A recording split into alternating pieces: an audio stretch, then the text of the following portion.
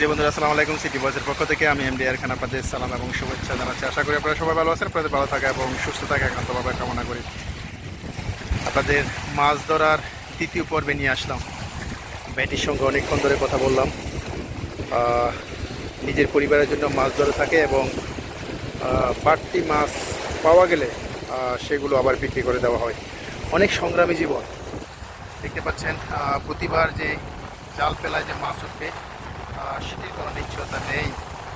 তারপরও এইভাবে প্রতিনিয়ত জাল ফেলবে এবং জালে মাছ পাওয়ার আশায় আবার প্রতিবার জালের রশি টানা হবে।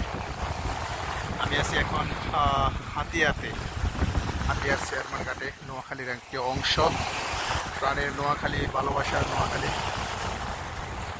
যেখানে আমার জন্ম, যেখানে আমার বেড়ে ওঠা, সেই নোয়াখালীর একটি জায়গায় দর্শনীয় স্পট। আমার জন্য দর্শনীয় স্পট, কিন্তু নদীর ধারে যারা বসবাস করে থাকে তাদের জন্য একটি চ্যালেঞ্জিং লাইফ। তাদের সবসময় আতঙ্কে থাকতে হয় কখন নদী ভাঙরে তাদের সব কিছু ধ্বংস হয়ে যাবে, সব কিছু বিনাশ হয়ে যাবে, নদীতে তলিয়ে যাবে। সেরকম একটা চ্যালেঞ্জিং এলাকায় আমি রয়েছি। আমি এখন আপনাদেরকে দেখাচ্ছি মাছ ধরার দৃশ্য। নদী মানুষ কীভাবে তাদের জীবন অতিবাহিত করে থাকে, সেরকম একটি জীবনের গল্প নিয়ে আপনাদের সামনে হাজির হলাম। ভাইটি নদীতে জাল ফেলছে, অনেকক্ষণ জাল ফেলতেছে কিন্তু মাছ কিন্তু ধরা দিচ্ছে না। তার ভাষ্যমতে গতকাল কিন্তু অনেক মাছ পাওয়া গিয়েছিল, আজকে সেই তুলনায় মাছ পাওয়া যাচ্ছে না। তার জন্য দোয়া রইল, যেহেতু বাইকটির জন্য দোয়া রইল, যেহেতু আমি ভিডিও করতেছি। আমার এই ভিডিও করার মধ্য দিয়ে যদি কোনো ভালো কিছু পাওয়া যায় তাহলে আমি নিজেও ধন্য হব। ঠিক আছে, পাওয়া গেছে, পাও ইউরেকা পেয়েছি। প্র্যাকটিক, এটা কি মাছ দেখি তো? পোয়া মাছ না? পাও, গ্রেট, একটি পোয়া মাছ পাওয়া গেছে। ও, জীবন্ত পোয়া অসাধারণ। এটা কোথায় রাখবেন? এটা আমার হাতে থাকুক এখন।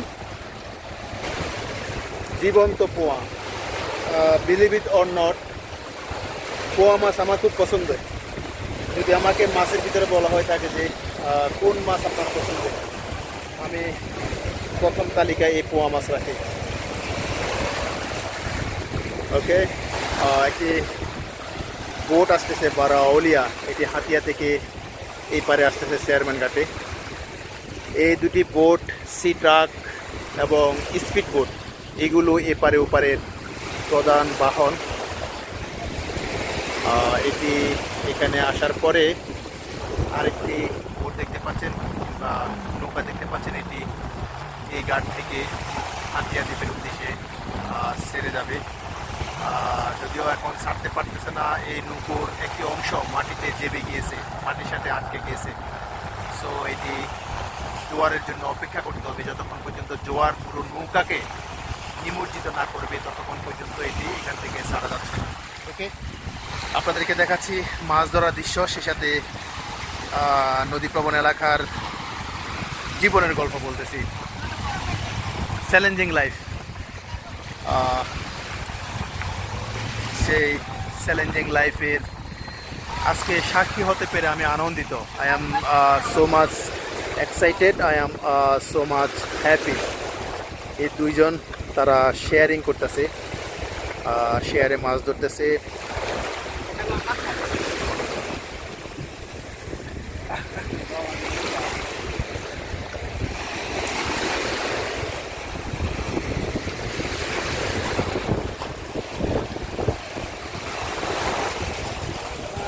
পাওয়া গেছে? আচ্ছা, আমরা আশাবাদী ভালো কিছু হবে। ওই চিংড়ি মাছ একটা আছে ভিতরে, এই যে দেখেন ছোট্ট।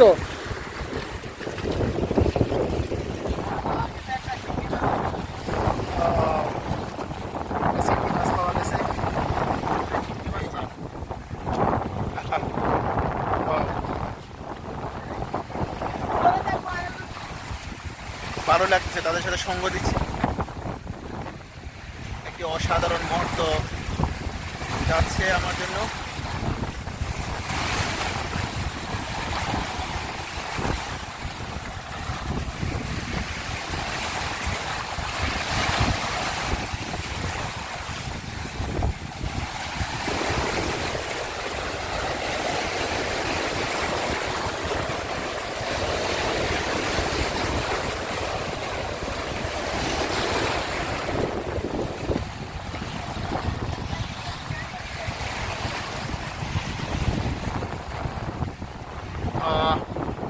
এটি হচ্ছে আজকে সারাদিনের পুঁজি।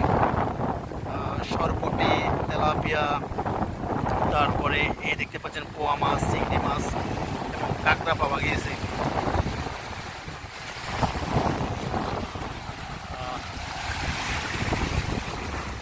দেখা যাক আর কি কি পাওয়া যায়।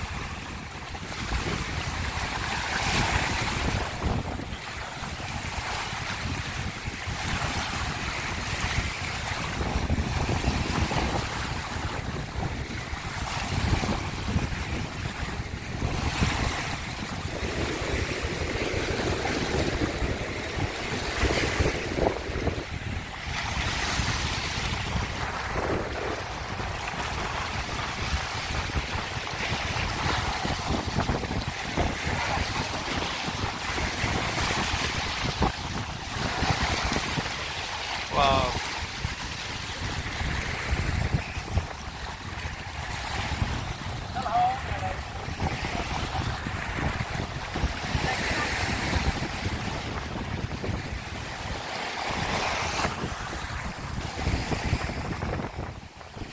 বারবার নিজেকে ক্যামেরার সামনে আনতে মন চাইতেছে।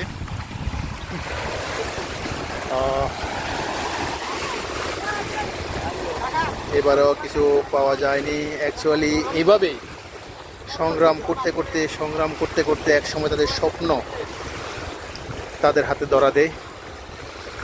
আই মিন, তারা মাছ ধরার জন্য এসেছে। এভাবে অনেকবার জাল ফেলার পরে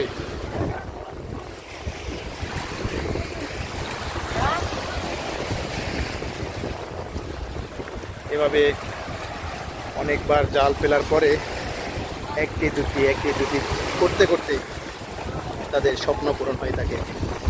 আমি প্রত্যাশা করি তারা